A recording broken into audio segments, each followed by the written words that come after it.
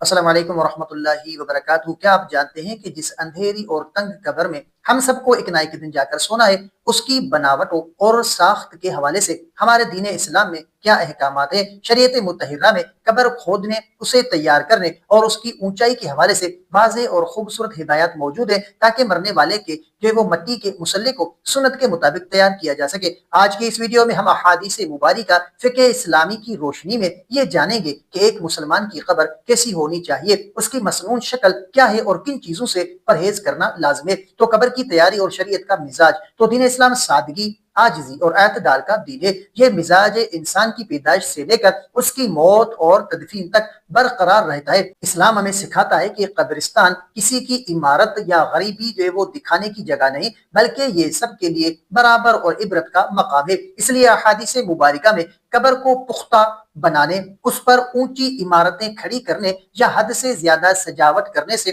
سخت منع فرمایا گیا ہے۔ شریعت کا اصل مقصد یہ ہے کہ قبر سادہ ہو اور مٹی میں مٹی ہونے کے عمل کو آسان بنائے۔ شرعی اور مسنون احکامات کی روشنی میں تو دیکھیں کہ اس موضوع کو صحیح طرح سمجھنے کے لیے ہمیں ان تین باتوں کا جاننا بہت ضروری ہے۔ تو پہلی بات کہ قبر کے اقسام۔ تو دیکھیں کہ شریعت مطہرہ میں مٹی کی نوعیت کے حساب سے قبر کے دو اقسام بیان کیے گئے ہیں۔ ایک اقسام یہ کہ بغل والی قبر، یہ وہ قبر ہوتی ہے جس میں پہلے سیدھی گہرائی کھودی جاتی ہے، پھر نیچے پہنچ کر مغرب کی طرف قبلہ کی جانب اندر کو ایک سرنگ یا غار نما گڑھا کھودا جاتا ہے، جہاں میت کو لٹایا جاتا ہے۔ تو رسول اللہ صلی اللہ علیہ وآلہ وسلم نے ارشاد فرمایا کہ لحد ہمارے لیے ہے اور شق دوسروں کے لیے۔ تو اگر مٹی سخت اور مضبوط ہو تو لحد بنانا ہی افضل اور سنت ہے۔ اور شق اور صندوقی قبر، اگر مٹی نرم، ریتیلی یا ایسی ہو جس کے گرنے کا خطرہ ہو تو سیدھی نیچے کو کھودی جانے والی قبر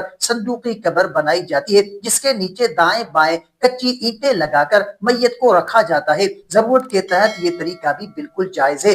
گہرائی اور لمبائی، تو قبر اتنی گہری اور لمبی ہونی چاہیے کہ میت اس میں آسانی سے سما جائے اور باہر خوشبو یا درندوں سے حفاظت رہے۔ کم از کم آدھے قد کے برابر یا سینے تک گہری ہونی چاہیے۔ اور دوسرا پہلو کہ قبر کی مٹی اور بلندی کا شرعی حکم۔ تو دیکھیں کہ جب میت کو قبر میں اتارا جاتا ہے تو اس کے اوپر مٹی ڈالنے اور اس کی اونچائی کے حوالے سے کچھ ضروری چیزیں ہیں۔ تو صرف قبر کی مٹی، تو سنت طریقہ یہ ہے کہ قبر پر صرف وہی مٹی واپس ڈالی جائے جو اس کے اندر سے نکلی ہو۔ باہر سے مزید مٹی لا کر قبر کو بہت زیادہ اونچا نہ کیا جائے۔ اور قبر کی اونچائی، تو دیکھیں کہ قبر کو زمین سے بہت زیادہ اونچا اٹھانا جائز نہیں ہے۔ احادیث کے مطابق قبر کی اونچائی زمین سے صرف ایک جو ہے وہ بالشت یا اونٹ کے کوہان کے برابر ہونی چاہیے، تاکہ وہ دور سے پہچانی جا سکے کہ یہ قبر ہے اور لوگ اس پر پاؤں رکھنے یا بیٹھنے کی بے ادبی سے بچ سکیں۔ قبر کی شکل، تو قبر جو ہے وہ اوپر سے چورس ہموار بنانے کے بجائے